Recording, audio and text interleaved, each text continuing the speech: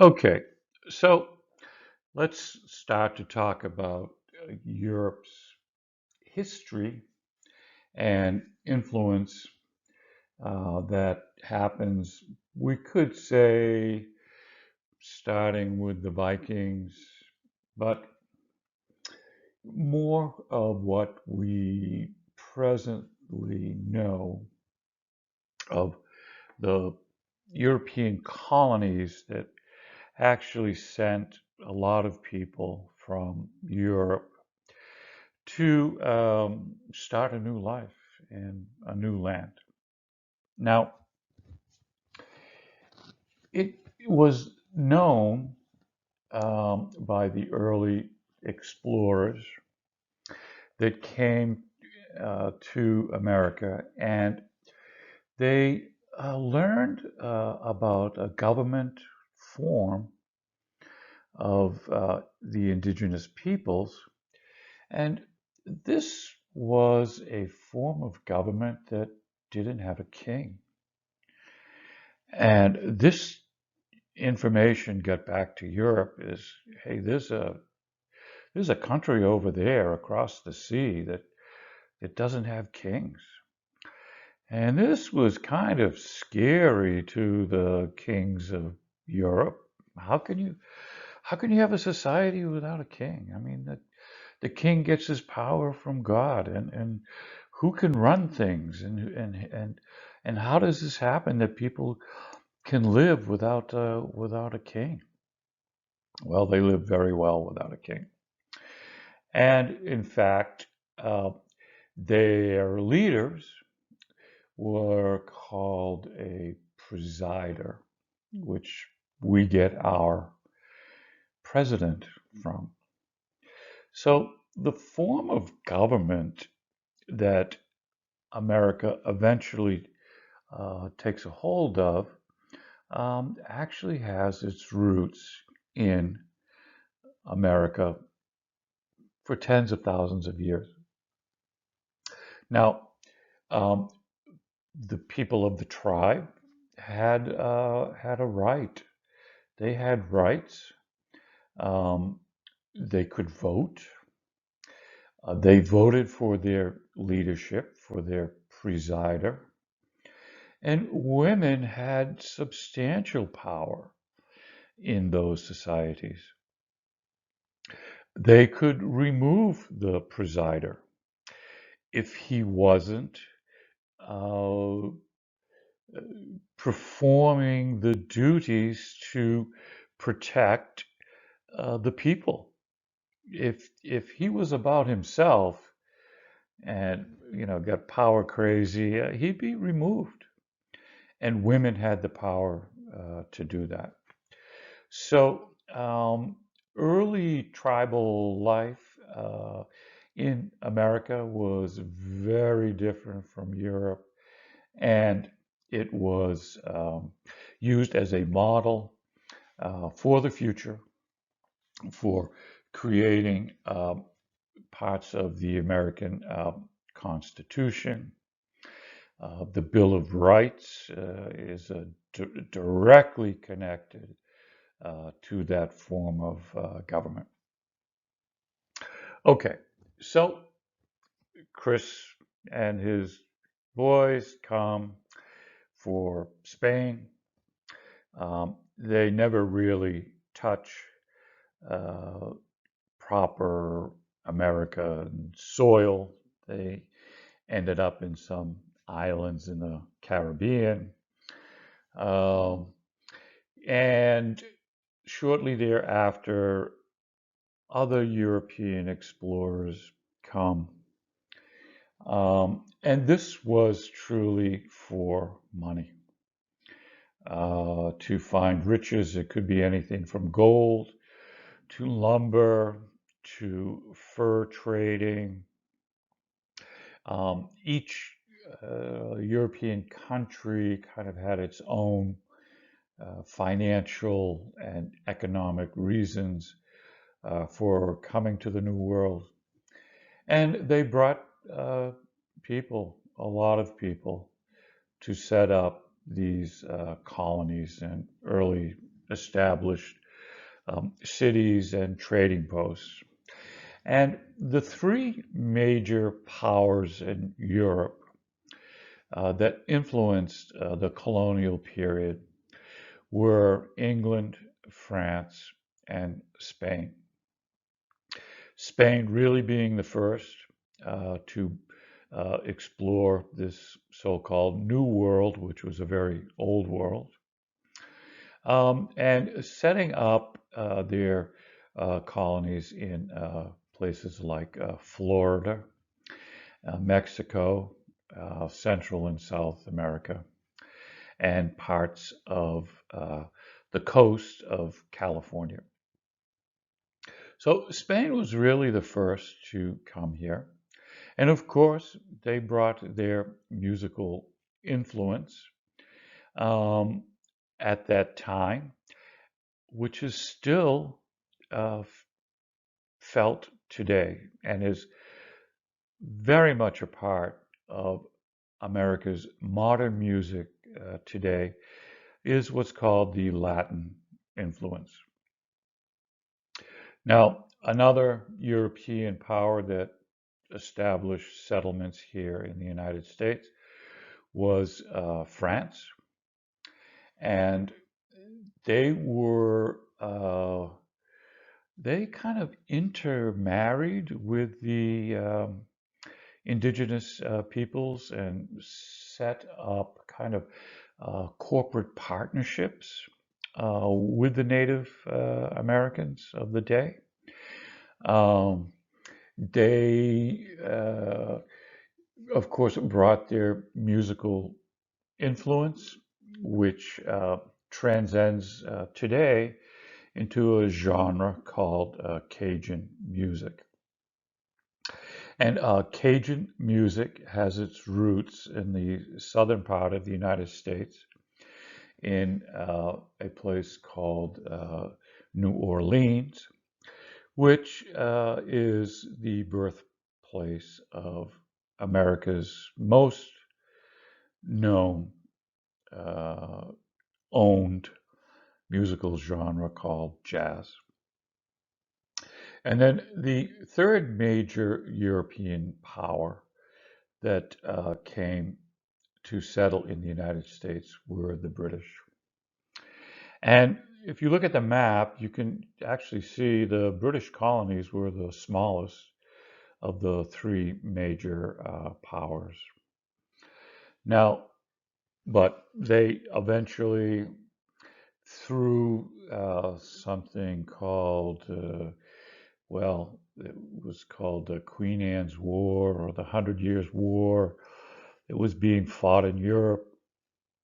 They brought that war over to the United States. Somehow England wins, and that what was called New France becomes English territory, and America is beginning to really take on an influence from England.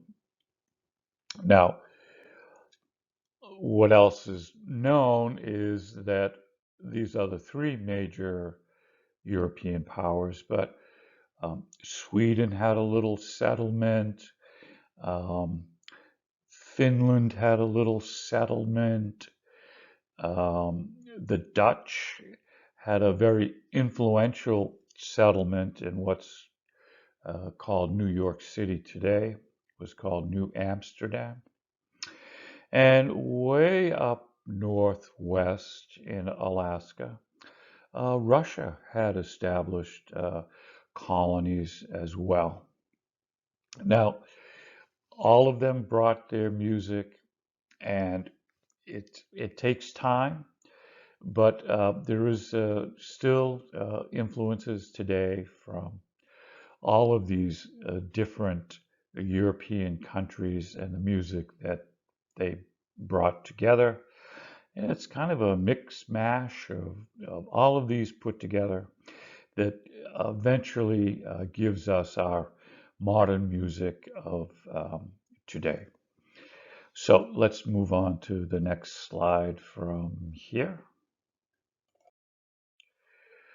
Okay, so uh, early American music, colonial music was not so much music written in America before the Revolutionary War as it was music that was brought here and helped define the people who were to make a new country. Understanding the music that early Americans chose to sing and play gives us a better understanding of the colonists themselves.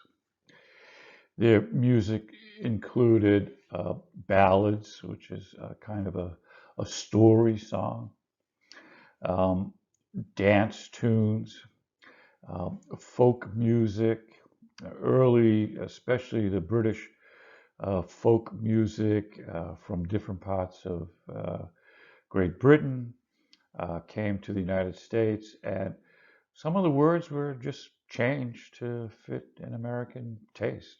But the songs themselves came from the English countryside.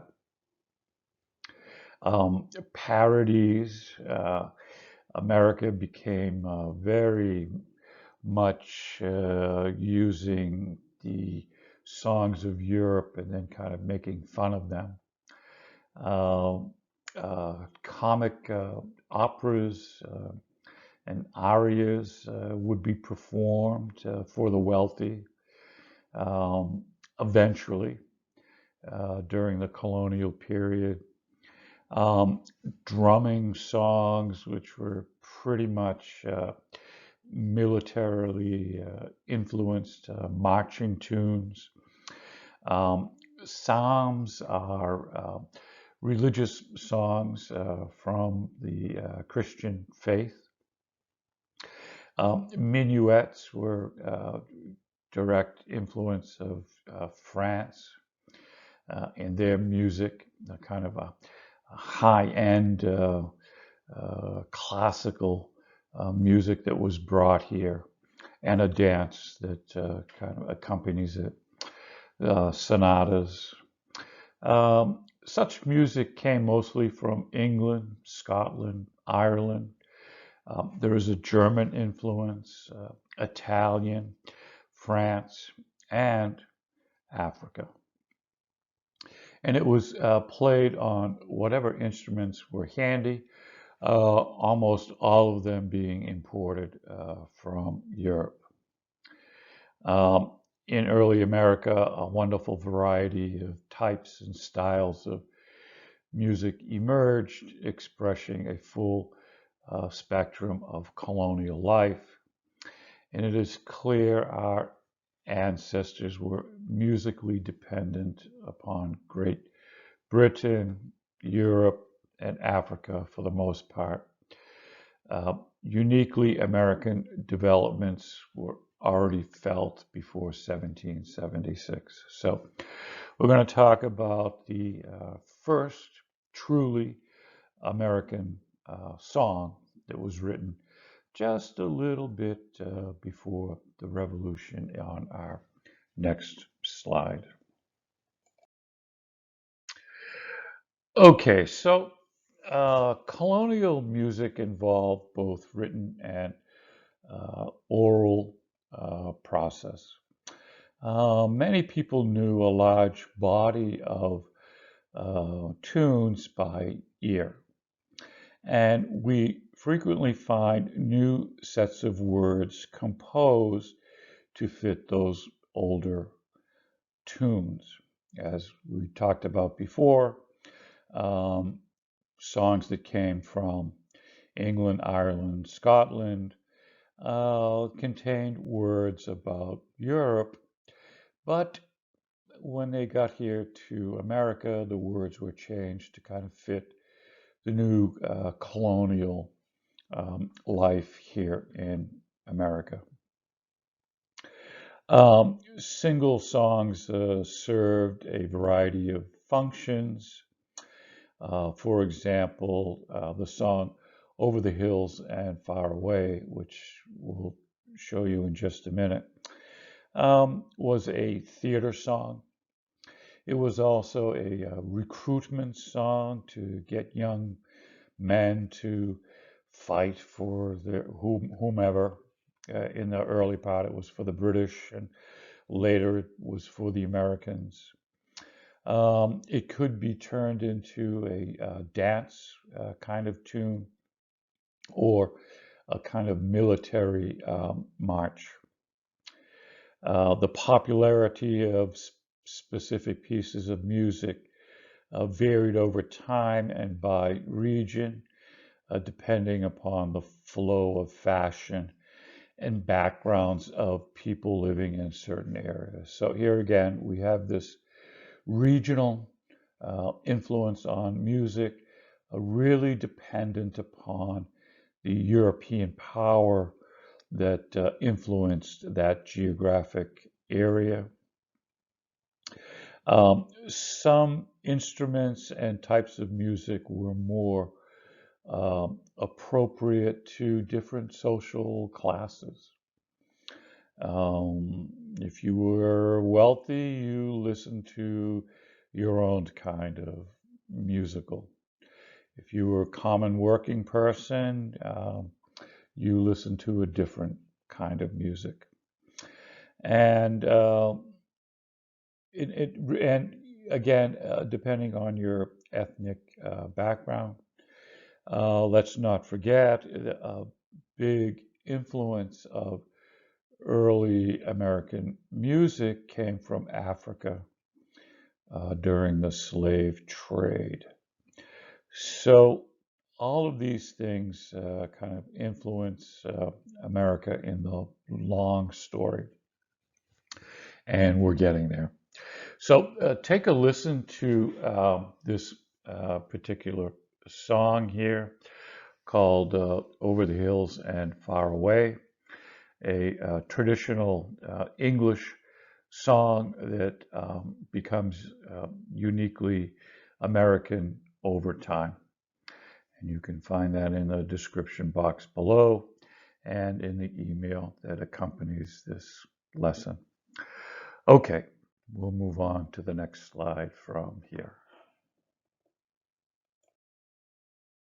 Okay, so for our final slide of this lesson, we're going to talk a little bit about the musical instruments that were brought from Europe that found their way here to the colonies.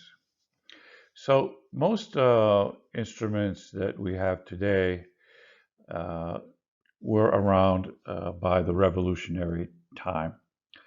The piano had just kind of been invented, and it was just coming into popularity.